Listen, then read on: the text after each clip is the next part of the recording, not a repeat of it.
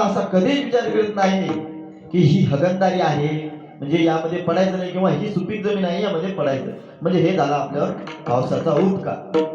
यानंतर बघा रवी, चंद्र, घना आणि यानंतरचा प्रकार आहे वृक्ष.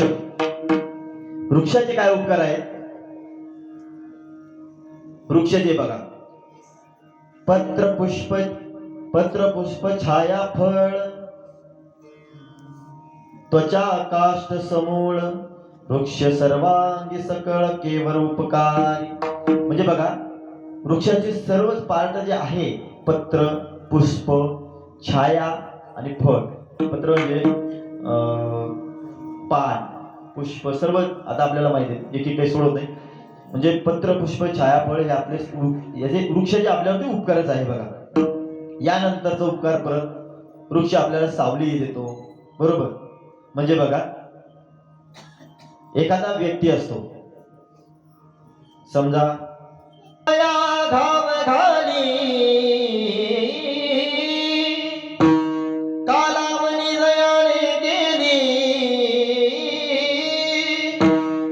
दोघा एकची सावली वृक्ष दे दैसा.